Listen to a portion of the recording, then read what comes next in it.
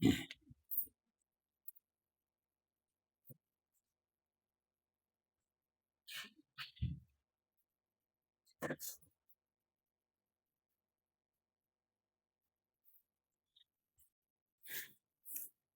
बच्चों, सरस्वती एकेडमी में आपका स्वागत है।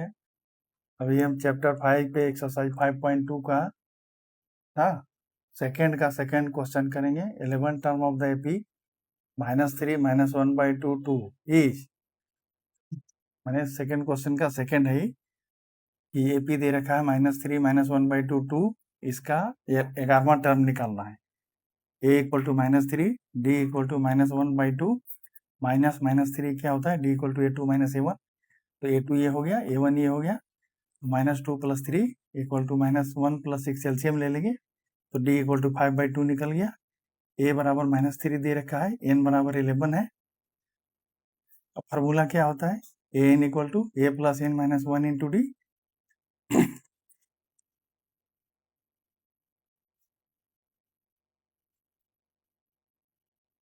a + n - 1 into d. हाँ, अब n की जगह पर क्या है, 11 है, तो a 11 इक्वल टू -3 + 11 - 1 इंटू 5/2 ना, तो -3 + 10 को 2 से काट देंगे तो 5 5 जा 25, तो -3 + 25, तो a 11 इक्वल टू 22 ना, जैसे बुक में सी आंसर है।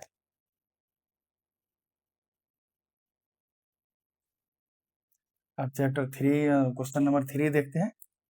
In the following AP find the missing terms in the boxes. मैंने ये बॉक्स दे रखा है, ऐसा क्वेश्चन आते हैं पेपर में अक्सर, 1 नंबर या 2 नंबर के। तो इसमें जैसे बॉक्स में मिसिंग टर्म है उसको बताना है ना। पहले आपको जैसे वहाँ टेबल बना के दिया था, 5 ना।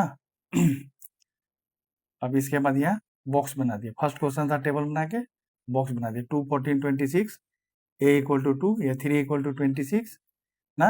a 3 इक्वल टू क्या होता है, a + 2d इक्वल टू 26, तो a + 2d इक्वल टू 26।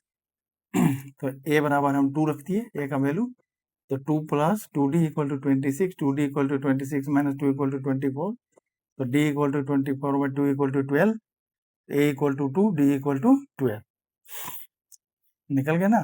सो यहाँ आप देखिए हम क्या निकालना है, ए और डी हमको दोनों निकल गया। इसमें सबसे पहला काम यही करते हैं आपको, जैसे क्वेश्चन 3 टाइप का क्वेश्चन बक्सा वाला है ना, तो उसमें सबसे पहले आपको जैसे देखिए कि ये दिया है कि नहीं। अगर किसी किसी में ये देता है और किसी में नहीं भी देता है, जब नहीं देगा तो ए और डी का के रूप में इक्वेशन देगा।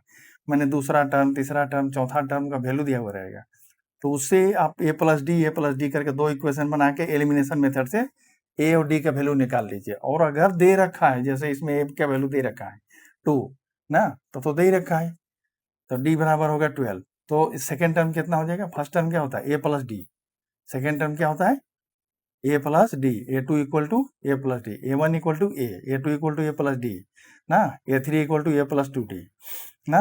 वही फार्मूला है, an equal to a + n - 1, जो इतना यहाँ n होगा उससे एक कम आएगा ना। जैसे यहाँ 3 है तो यहाँ 2 आएगा, यहाँ 5 है तो यहाँ 4 आएगा, यहाँ 10 है तो यहाँ 9 आएगा है?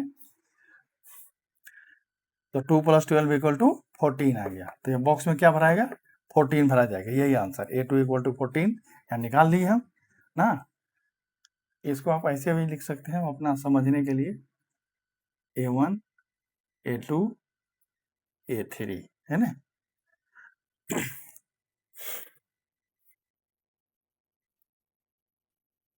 अब ये क्वेश्चन नंबर 2 है, इसमें बॉक्स दे रखा है 13 बॉक्स और 3। अब इसमें देखिए ए नहीं दे रखा है इसमें, तो सेकेंड टर्म दे दिया, फोर्थ टर्म दे दिया, तो a2 equal to 13, a4 equal to 3, a + d equal to 13, a + 3d equal to 3।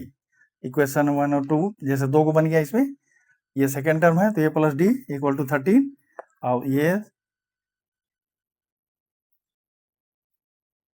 ये फोर्थ टर्म है ना, मतलब a + 3d फोर्थ टर्म हो गया, इससे एक कम होता है, तो ये गिन के पता चल जाएगा 1 2 3 4, तो a4 आ गया, तो a4 equal to a + 3d equal to 3 ना। अब इसमें से इसको माइनस कर देंगे ना, तो a + 3d इक्वल टू 3 और a + d इक्वल टू -13, तो 13 में से 3 हो गया तो -10 बच गया, और 3d में से d गया तो 2d, a कैंसिल हो गया, तो d इक्वल टू क्या हो गया -10/2 इक्वल टू -5 ना।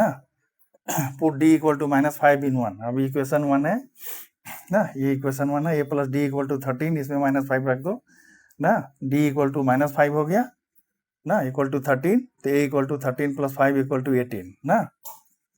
तो a बराबर 18 निकल गया, यानी ये एक बॉक्स वाला निकल गया। अब हमको निकालना है कौन, ये a1 a2 a3, हमको क्या निकालना है a3 ना। यहाँ आप ऐसे लिख सकते हैं a1 a2 a3 a4 है, मैंने सहूलियत के लिए अपने मन में, बाकी वैसे बुक में कॉपी में परीक्षा में मत लिखिएगा तो ज़्यादा अच्छा रहेगा। तो a3 इक्वल टू 8 हो गया।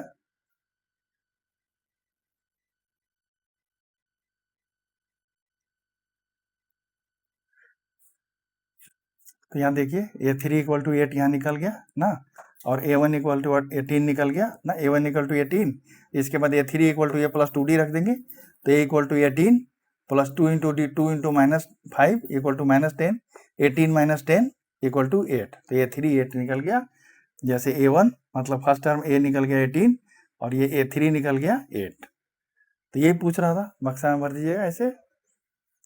अब जैसे 3 का 1 है 5 ना, डबल बक्सा दे के फिर यहाँ 4 टर्म दे रखा 19/2 ना, तो फर्स्ट टर्म ये हो गया a1, a4 इक्वल टू 9/1/2 19/2, तो a2 इक्वल टू इतना, a3 इक्वल टू ये निकालना है, a2 equal to what, a3 equal to what, तो a4 equal to a plus 3d equal to 19/2, a equal to 5 plus 3d equal to 19/2 ना, 3d equal to 19/2 minus 5, तो 3d equal to 19 minus 10/2 equal to 9/2, तो d equal to आ गया 9/2 into 3, 3 3 जा 9, तो d equal to क्या हो गया 3/2 ना। अब a2 इक्वल टू क्या हो गया a प्लस डी ना, 5 प्लस 3/2, तो 5 2 जा 10, एलसीएम ले लेंगे, प्लस 3 13/2, और a3 इक्वल टू क्या हो गया a प्लस 2d, तो 5 प्लस 2 इंटू 3/2, 2 2 कैंसिल हो गया, 5 और 3 क्या हो गया 8, तो a2 equal to 13/2, a3 equal to 8। अब ऐसे परीक्षा में टेस्ट करने का तरीका है ना, कि कैसे हमको पता चलेगा कि निकला वो सही निकला कि गलत निकला। यहाँ तो ऐसे निकाल के हम भर दिए, भरने के बाद इसको है कि जैसे 13/2 में से 5 माइनस करिए और 8 में से 13/2 माइनस करिए, दोनों आपको बराबर आएगा। जैसे इसमें देखिए हम निकालते हैं 13/2 minus 5 equal to 13 minus 10/2 equal to 3/2 ना, डी के बराबर आएगा, और 8 minus 13/2 equal to 16 minus 13/2 equal to 3/2। ये देखिए दोनों एक बराबर आ गया, यानी हमारा डी भी सही है और ये दोनों भी सही है ना, कोई नंबर हमारा नहीं काट सकता। इस ढंग से आप प्रैक्टिस कीजिए ना। ये 1 नंबर या 2 नंबर का क्वेश्चन बोर्ड में आता, अभी प्री बोर्ड A7 में भी आएगा, अगर स्कूल वाले पढ़ा रखे हैं तो A7 में भी इसमें से क्वेश्चन आने का बहुत ज़्यादा चांस है, इसलिए इसका प्रैक्टिस आपको अच्छे से करना है। धन्यवाद, मिलते हैं अगले वीडियो में कुछ नए क्वेश्चंस के साथ।